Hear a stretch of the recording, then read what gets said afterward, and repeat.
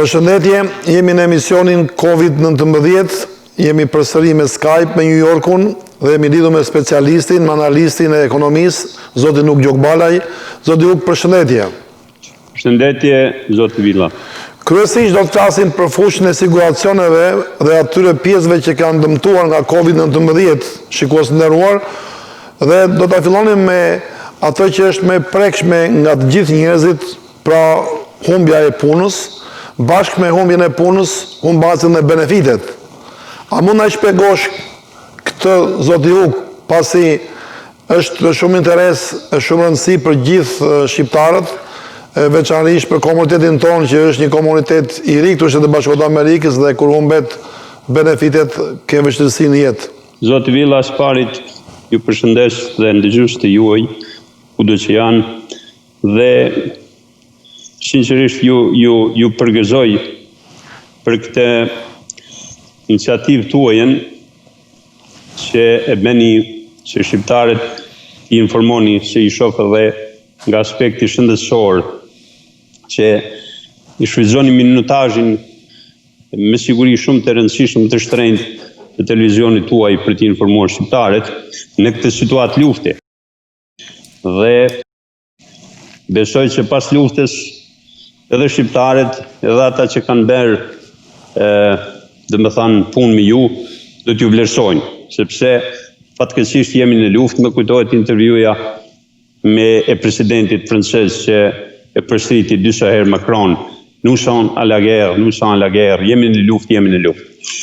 Dhe në këtë luftë, me këtë pandemi që i ndodhi njerëzimit këta muajt e fundit, me humbjen e punës, njerëzit i humbin edhe ato që janë më të rëndësishme, sidomos në një ekonomi të tregut, si është kjo amerikane, dhe në këto momente që folim, shifra e papunësisë në Shtetet Bashkuara të Amerikës arriti numrin e 40 milionëve, që në përqindje do shndrohej në 20%. Fatkeqësisht, e kuptoni në intervju në fundit që bëm ishte 14.7% në prill, kurse tani arriti në 20%, do thotë se 1/4 e fuqisë punëtore amerikane është jashtë punës, megjithëse këto numra ka mundësi që të lëvizin, pasi që disa ekonomia amerikane filluan të hapen, por ka dhe aso, sidomos në ato që janë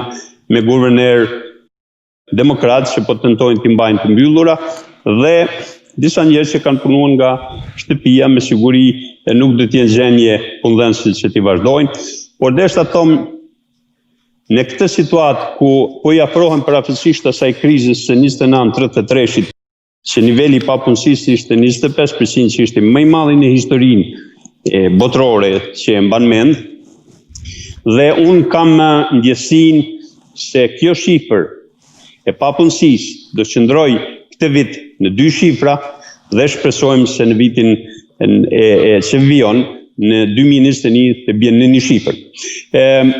Krahasuar me, vetëm t'i krahasoj shkurt me ekonominë evropiane dhe ekonominë kineze, se 3 ekonominë më të mëdha botërore. Ekonomia evropiane, e tregut të Bashkisë Evropiane me mbi 220 milion punëtor, raportojnë një shkallë të papunësisë diku 7.5%, flas për prillin, për shkak se ekonomitë botërore punojnë me kvartale dhe do të thotë në fund të qershorit apo në fillim të muajit të ardhshëm do japin raportin se sa është reale. Kurse Kina me një fuqi punëtore prej 800 milionëve ka një papunësi që e raporton prej 80 milionëve, që çdo kush që e kupton një llogaritë të thjeshtë është 10%, kurse kinezët i japin 6%. Çka do të thotë kjo? Kjo do të thotë që në tregun amerikan, në këtë fuqi punëtore mbi 160 milion amerikan, me një mesatare të rrogës diku $900 në javë, ajo evropiane me një mesatare 1.600 euro, në tregun evropian flas, dhe ajo kineze me një mesatare, me sa di unë ishte 8.060 yuan, që parafisisht në dollarin amerikan shndrohet në $1.100 dhe e keni parasysh me këtë kosto jete në gjitha këto vendet se sa do t'jetë i efektuar domethënë punëtori amerikan me humbjen e marrëdhënies së punës. Dhe me njerë të kaloj në pyetjen tuaj që dua ta përsëri zot Villa se kjo bisedë ime është e karakterit informativ, nuk është këshilldhënëse, por vetëm informative, megjithëse me treguar drejtën, njohurit i kam solide nga edhe profesioni që kisha këto vite që kam punuar 20 vite në Shtetet Bashkuara të Amerikës, por nuk do të hi në atë karakterin ligjërues, se do flisja me ditë tëra, jo me orë tëra. Këtë bisedë do ndërlidhi me humbjen e benefiteve dhe do i preki në sipërfaqe, domethënë rëndësinë e planeve dhe llojet e tyre. Në Shtetet Bashkuara të Amerikës, në këtë treg, në ekonomi tregut, ekzistojnë dy lloj benefiteve. Benefitet e lidhura me marrëdhënien e punës dhe benefitet nga sigurimi social apo shtetëror, si e quajmë ne. Benefitet që kryesore në këtë vend janë të karakterit privat, për shkak se do thotë se është ekonomi tregut, nuk është ekonomi socialiste. Dhe ato ndahen në ato që janë, domethënë, të siguruara nga pronari dhe nga ato që i finanson federali apo edhe shteti në të cilin njerëzit jetojnë.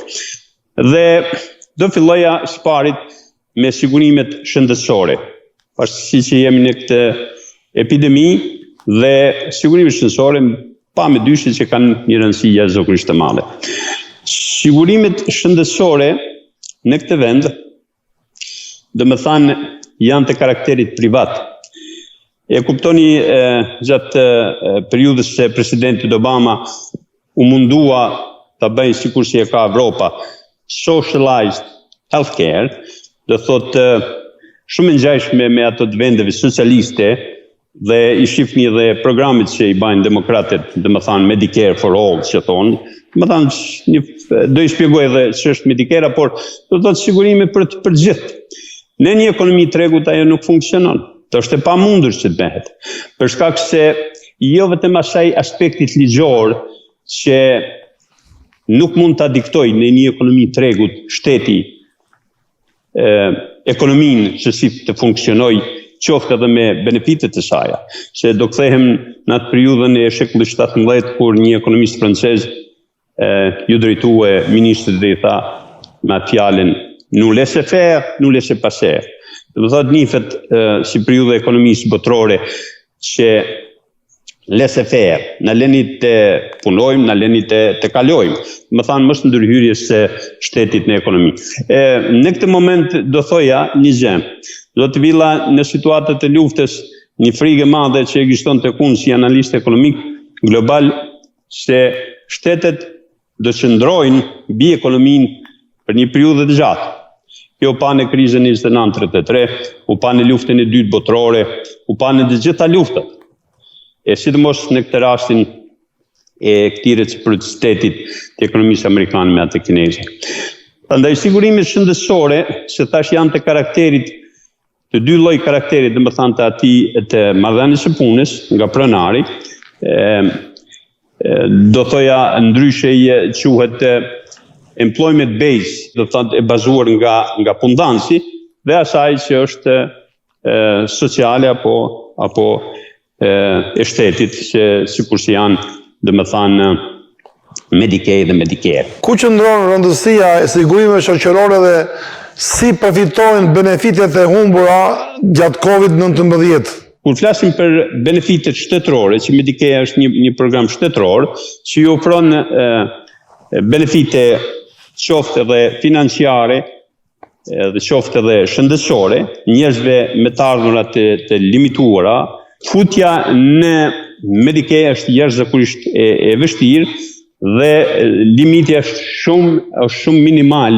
Domethënë njerëzit që kanë një pronë, një biznes, një shtëpi me siguri që nuk kanë mundësi të futen me të, për shkak se e keni parasysh me social security, dhe më thanë del pasqyra e çdo gjëje, e çdo të ardhme, e çdo kushtimeve që i ke.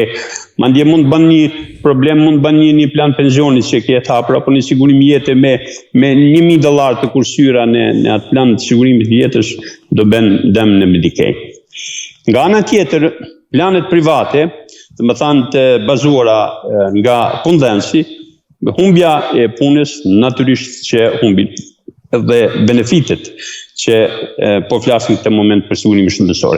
Sigurimet shëndetësore janë të lloj-llojshme. Ka mbi 2200 kompani të sigurime në Shtetet Bashkuara të Amerikës dhe çdo njëra ka ato përparësitë e veta, sa janë me një rrjet më të madhe, sa janë me një rrjet më të vogël, por të dyja ndahen në dy kategori, PPO dhe HMO. Dhe më thanë ngjashmëria mes tyre është e madhe, por kjo e dyta, HMO, Health Maintenance Organization, dhe më thanë shkon në atë rrjetin e marimangës, në rrjetin e doktorit, do të thotë që kërkon një përshkrim nga doktori për të shkuar në vizitë të specialisti apo të spitalit tjera, kurse ajo PPO, Preferred Providers Organization, dhe më thanë mund shkojsh ku duash. Para është më e shtrenjtë se sa e dyta. Faleminderit për sqarimet sonë në këtë fushë. Një nga fushat e tjera që COVID-19 ka sjell dëme është edhe fusha e pensioneve, të cilët kanë humbur vendin e punës dhe çfarë ndodh me pensionet. Si duhet të rikuperohen ato, çfarë ndodh? Në kuptimin e pensioneve, do të thënë ngjashme si me benefitet e sigurimit shëndetësore, ekzistojnë, do thotë, lloj-llojshmëria e planeve pensione në këtë vend është jashtëzakonisht e madhe dhe pensionet po ashtu janë të rregulluara, sikur thash, nga ERISA, që qëndron për Employee Insurance Security Act, e formuluar në ligj, shndruar në ligj nga viti 1974. Në sektorin privat këto rregullohen dhe tek ajo shëndetësoria desha ceka se një ligj federal që u aprovua në vitin 1985, që quhet KOBRA dhe qëndron për Consolidated Omnibus Budget Reconciliation Act, i rregullon sigurimet shëndetësore që kur ato humben, dhe më thanë sikur në këtë rast të pandemisë ke të drejtë që në këtë seksion të kalosh 18 muaj, në disa e di Kalifornia ka 36 muaj, dhe më thanë që ta paguash vetë premin, se sa ishte premia që paguante punëdhënësi dhe të vazhdosh që mos të mbesësh pa sigurime shëndetësore në këtë kohë. Zoti Gjon Balaj, cili është rëndësia e sigurimeve sociale dhe cilat janë përfitimet dhe rëndësia e tyre? Me krizën e vitit 1929-33, në vitin pas përfundimit të krizës, u pa se e njëjta gjë sikur që ndodhet sot me humbjen e marrëdhënies punës dhe me shkatrimin e ekonomisë humbin edhe benefitet që janë të lidhura me to. Dhe në vitin 1935 presidenti Roosevelt e shndroi në ligj Social Security. U kriju në vitin 1935 dhe për njerëzit që në moshën 65 plus, do të thonë ta shfrytëzojnë një benefit që quhet pension për vitet që jetojnë. Në të vërtetë, ky sigurim nuk përfshin vetëm sigurimin shëndetësor, sigurimin pensional, por përfshin edhe sigurimin invalidor, që do të thonë humbjen e marrëdhënie punës, natyrisht që do ta përcjell këtë person që në moshën 65 vjeçare, pastaj bashkëshortja me fëmijë në moshën 16 vjeçare, me siguri edhe ajo do përfitonte nga ky benefit. Kjo do jepja një informatë shumë të rëndësishme për shqiptarët që ta kuptojnë. Çdo njeri i lindur nga viti 1937 dhe përpara, do thotë mund të pensionohet në moshën 65 vjeçare. Çdo person i lindur nga viti 1937 dhe pas ka 2 muaj plus. Do thani se jeni lindur në vitin 40, të më thanë e keni parasysh 65 plus nga 37 janë 3 vite që janë 6 muaj plus 6 muaj. E kështu me radhë, do të thonë dikush që është i lindur në vitet 50 do pensionohet, si keni ndëgjuar ato në moshën 66 vjeçare, që lëvinin në vitin e 70-ta, dhe më thanë moshën 67 vjeçare kështu më radhë. Do thotë, ky ndryshim beri Bush Jr.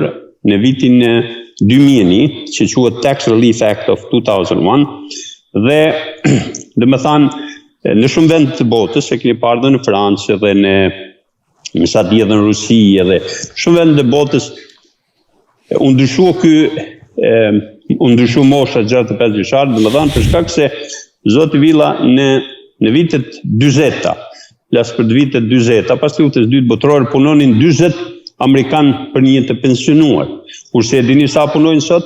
Sot punojnë 2.9 punëtor për një të pensionuar. Se e keni parasysh baby boomers, njerëzit që u lindën pas viteve të luftës së dytë botërore, çdo sekond del nga një në pension. Ashtu është një statistikë amerikane, dhe ky numër i madh i të pensionuarve, domethënë ngarkoi atë strukturën dhe buxhetin e Social Security, i cili në fakt është në një fond general i fiksuar, megjithëse Bush Jr. tentoi 20% ta shkëputej, ta investojnë në stok, por natyrisht askush se pranoi një ide të tillë, por në fakt nga Social Security u morën dhe e besonin nga borxhi që i jashtë në shtetit amerikan, që ka dikun me sa diun 24 trilion, mase 5-6 trilion janë të marrën nga Social Security.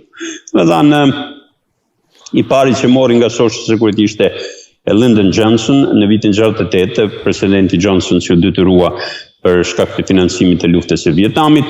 Pastaj mori Obama në 2014 për afërsisht 890 bilion dollar nga Social Security, dhe sipas një statistike, Social Security do vazhdon të parafërsisht për 40 vjet, por në numrat dhe shifrat që ekzistojnë tani dhe me një numër aq të madh të ngarkuar të Social Security, edhe në benefite të tjera, që janë edhe invalidet, edhe janë pensionistët, e gjitha ato, që me siguri e kalon shifrën 50 milion amerikan, predikohet që do zgjasë vetëm 7 vjet. Dhe ajo do të ishte një katastrofë jashtëzakonisht e madhe nëse ndodh një gjë e tillë, po unë kam shpresë se nuk do ndodh. Prandaj para mundësi që keni ta shfrytëzoni është mosha 62 vjeçare, dhe e plot do të jetë mosha që thash nga mosha 37 dhe para 65 dhe pastaj nga 2 muaj të shtoni dhe llogaritni vetë dhe e dini. Faleminderit për këtë zoti Gjon Balaj. Plani i pensioneve është i shumt, por mund na sillni ato planet e pensioneve që janë më të mira dhe të lidhura këto gjithmonë me COVID-19. Planet e pensionit që thash, njëna ishte kjo federale, që e quajta dhe që ishte Social Security, të mundova ta shpjegoj, kurse planet tjetër janë, domethënë, të bazuara nga punëdhënësi. Planet e pensionit në Shtetet Bashkuara të Amerikës janë të shumë llojshme. Dhe mira e tyre, zoti Villa, është në këto momente krize që njerëzit mund t'i shfrytëzojnë. Se natyrisht kur e humb marrëdhënie punës, domethënë shiqon në çdo anë se ku i ke kursimet dhe ku mund të tërhiqesh ndonjë lek për në bijetuar. E flas ato edhe nga krizat që ishin më të përpashme, domethënë kërkesat e njerëzve ku ishin në marrëdhënie punës, që kërkonin domethënë lekët ku i kishin në planet e pensionit. Plani i pensionit është një kursim i detyruar, si ta quaj ashtu. I detyruar në aspektin se domethënë nuk është sikurse kursimi në bank apo në stock market apo në mutual fund, që kur ke nevojë shen një makinë të mirë të shkon, pse mos ta blej, pse i la lekët aty. Këto janë të penalizuara, domethënë funksionojnë në këtë mënyrë, janë të rregulluara prapë sjellëm me atë erisa e vitit 1974, dhe plani i parë në vërtet që erdhi në treg ishte IRA, quhet Individual Retirement Account, një plan individual i pensionit. Domethënë që nuk bazohet në punëdhënie, domethënë nuk të afron punëdhënësi, por e mira këtij plani zoti Villa është se mund të hap çdo kush, por çdo kush me një kushzim, që ka të ardhura nga marrëdhënia e punës. Domethënë vetmi person që mund të hap është bashkëshortja që nuk punon e personit që është në marrëdhënie pune. Dhe Kjo u lirua shumë vonë, domethënë me Tax Relief Act of 2001 që liroi presidenti Bush Jr. Këto planet pensionit, individual retirement account, IRA, që e njohin shqiptarët besoj me shumicë, mund të hapë çdo kush. Limiti ishte deri në vitin 2000 ishte $2,000 në vit, kurse nga 2001 deri në 2019 me sa diun ishte $5,000 dhe për personat që janë mbi moshën 50 vjeçare në mënyrë që janë pak e zvonë, domethënë për të kursyer për pensionin kanë drejt edhe $1,000 shtesë. Ky plan pensionit dhe kjo që po them tani vlen për gjitha llojet e planet pensioneve që ekzistojnë, ke drejt kurse zgjer në moshën 59 vjeçare gjysmë. Nga mosha 59 vjeçare gjysmë ke drejt ta fillosh ta shfrytëzosh. Kurse në moshën 70 vjeçare e gjysmë, domethënë është duhet apo must, që në amerikan kjo must start. Domethënë se IRS-i apo policia financiare që quajmë ne IRS, Individual Revenue Service, kërkon taksën. Dhe këto plane ishin after tax, pasi që ke paguar taksën, i ke depozituar, domethënë në një bank apo një inshurancë, në një kompani financiare, sigurime e tjera, dhe pas moshës 59 vjeçare, domethënë ke drejt ta shfrytëzosh. Po kur ta shfrytëzosh në ekonomi zoti Villa ekzistojnë dy principe, LIFO edhe FIFO. Zoti Gjon Balaj, shumë faleminderit për këto informacione, pasi njerëzit që janë të interesuar për pensionet, ata mund shkojnë në programet. Çfarë ndodh me benefitet e humbura për këto 3 muaj edhe në vazhdim, nëse do të vazhdoj karantina ose do vazhdoj prapë të rivi COVID-19 të jetë aktive? Çfarë ndodh me benefitet? Çdo benefit, qoftë ai shëndetësor apo pensional, me shkputjen e marrëdhënies punës, me ndërprerjen e marrëdhënies punës, domethënë për pensionet kompania nuk ka obligim që të investojë në planin e juaj të pensionit dhe domethënë ndërprehet, nuk ka ardhje. A keni ju ndonjë sugjerim se si mundet që ta përfitojnë? Sugjerimi është ky, do të thosha për planet shëndetësore që isha duke shpjeguar, do të thotë çdo shqiptar kisha këshilluar që ta ftoj unionin apo human resources tek punëdhënësit që ka punuar dhe ta pyes se ku qëndron situata me sigurimin shëndetësore. Për shkak se punëdhënësi është i obliguar se nëse të largon nga puna, brenda 30 ditëve është i obliguar me të dërguar kobra, një formë që e mbush dhe ke drejt ta vazhdosh ta sigurimin atë kompaninë që ke ekzistoje që e kishe para humbjes së marrëdhënies së punës, ta vazhdoi për 18 muaj, thash në disa shtete si në Kaliforni ishte 36 muaj, kurse për planet e pensionit domethënë nuk ka ndonjë njoftim, ndërprehen dhe nuk ka vazhdim të depozitimit të lekëve në to. Por e mira është se shqiptarët, ata që kanë mundësi, domethënë që të depozitojnë, nëse kanë ndonjë marrëdhënie pune, domethënë që humbin marrëdhënie punës, por punojnë dikun çdo herë e kuptueshme, punë me legale, domethënë jo punë private. Dhe kanë mundësi të depozitojnë, por e mira këtyre planeve, zoti Villa, se në këtë situatë shqiptarët duhet të kuptojnë këto gjëra me shumë seriozitet. Te planet e pensionit që me pyetën një pyetje se çfarë llojesh janë. Janë të shumë llojshme. Në korporata janë 401k, në korporate mëdha amerikane.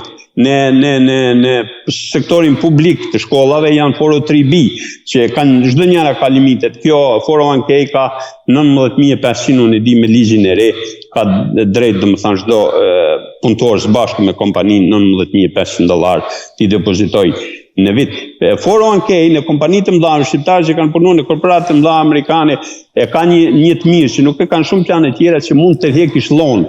Domethënë nuk ke nevojë ta prishësh se prishja këtyre planeve para moshës 59 vjeçare gjysmë është domethënë është jashtëzakonisht e kushtueshme, për shkak se IRS qëndron mbi dhe e ka edhe një 10% penalti, plus edhe e don taksën që të ka lejuar me i kushtuar këto lek gjatë këtyre viteve. E mira atyre zoti Villa gjatë pandemisë është se shqiptarët mund shkojnë, nëse janë mbet pa lek dhe ti tërhekin qoftë edhe me penalti, domethënë që të mbijetojnë në këtë situatë. Zoti Gjon Balaj, në rast se ekonomia pson kolaps, ka patur raste, ju i thatë vitet, edhe se që është tani COVID-19, Çfarë bëhet me pagesat që janë bërë nga punonësit? A kanë garanti ato apo falimentimi i kompanive humbet edhe investimin që është bërë nga personat, qoftë sigurime shëndetësore, qoftë për pensionet? Jo, planet e pensioneve tash të gjitha dhe planet shëndetësore janë të garantuara për shkak se janë të mbikëqyrura nga një ligj federal që quhet ERISA, e thoi Retirement Insurance Security Act, dhe që i mbikëqyr dhe çdo gjë është e garantuar. E vetmja gjë zoti Villa është se këto planet e pensionit ndahen në shumë lloje, domethënë ndahen në planet e kualifikuara dhe jo të kualifikuara. Domethënë pastaj ndahen në plane fikse dhe në plane variable. Domethënë fikse janë që janë me një normë të garantuar të interesit, kurse ato variable domethënë investohen në tregun financiar. Natyrisht e vetmja gjë që mund të humbin është nëse janë të investuara në tregun financiar. Pyetja juaj që është e lidhur me humbjen e lekëve, do ndodhte kur në një kompani, bie fjala, e keni parasysh Enroni, që ishte një gjigant energjetik amerikan, u humb në 2001, shumë njerëz, shumë punëtorë kishin investuar lekët në planet e pensionit, kishin investuar në corporate stock, domethënë në stakun e Enronit. Dhe nëse humben Enroni, domethënë humben edhe benefitet. Kurse pas këtij skandali që ndodhi, shumë kompani nuk lejuan më investimet, domethënë në të gjitha investimet në të planeve të pensionit në stakun e kompanisë që punonin, bie fjala punonin për Coca-Colën dhe të bleni të gjitha në stakun e Coca-Colës, nuk e lejuan nga federali dhe me sa di unë ekziston një limit 10% që mund të investohen në kompani stak në stakun e kompanisë që punonin. Kurse tjerat janë quhen diversified, domethënë investon në international apo investon në ekonominë evropiane e tjera. Por gjitha këto janë të garantuara, sidomos planet që janë me interes fiks, domethënë janë të garantuara. Gjitha lekët që janë deri në atë moment, kurse domethënë me falimtimin e kompanive qoftë ato natyrisht që humbin. Faleminderit, kishte diçka për shtuar? Do e përsërisja edhe një herë dhe i kisha lutur shqiptarët që të jenë shumë vigjilent në këtë situatë të pandemie, që të janë shumë racional edhe në veshmbathje, edhe në luks, sepse kam frikën se me një valë të dytë të koronavirusit, ekonomia do psoj edhe më tepër dhe situata do përshkallëzohet dhe të keqësohet më tepër. Prandaj e kisha këshilluar që të jenë më ekonomik dhe më racional, e të ikin luksit, pushimeve, shkuarja në Evropë. Është më mirë që familjes atje të ndihmonin me ndërgjuar ndonjë lek sesa me shkuar me vizituar, për shkak se do thotë kjo kriza pandemike është më e keqe është ajo financiare që mund pasoj. Dhe i kisha lutur gjithë që të jenë shumë vigjilent, më thanë, dhe të jenë shumë të kujdesshëm në shpenzimin e kursimeve që i kanë banë me njerëz dhe i kanë banë me vite të tëra. Faleminderit Dr. Gjon Balaj për gjithë informacionin solle. Shikues të nderuar, ju përshëndes për vëmendjen dhe mirupafshim në emisionin e radhës COVID-19.